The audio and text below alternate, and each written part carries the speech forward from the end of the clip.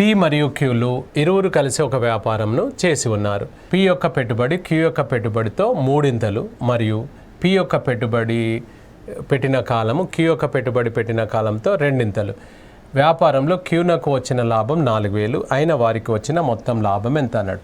So same మళ్ళీ Capitals ఒకసారి మనం చూసుకున్నట్లయితే, సో ఇప్పుడు ఇది పి ఇది క్యూ అనుకుంటే ఇక్కడ ఎవరితో అని అన్నాడు, పి యొక్క పెట్టుబడి క్యూ యొక్క పెట్టుబడితో అన్నాడు.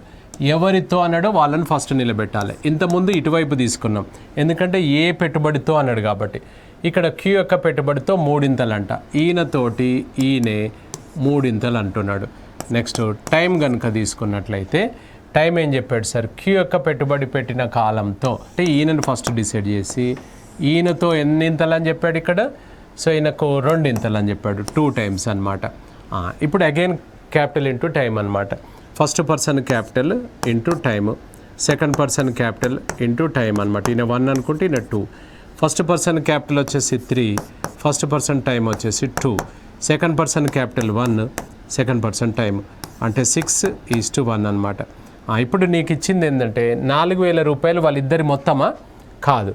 ఏం చెప్పాడు అందులో, వ్యాపారంలో క్యూనకు వచ్చిన వాటా, క్యూనకు వచ్చిన లాభం అంటే ఈయనది 4000 అంట. అంటే 140 = 4000. సో 140 = 4000 అంటే మరి ఒక రేషియోలో ఒక నెంబర్ కనుక్కుంటే దాని చుట్టుపక్కల ఉన్నాయి కూడా మనం కనుక్కోవచ్చు అనమాట. 140 = 4000 అంటే 640 = సో 140 = 4000, 6 parts = 6 × 4 ఎంత అవుతుంది, 24,000.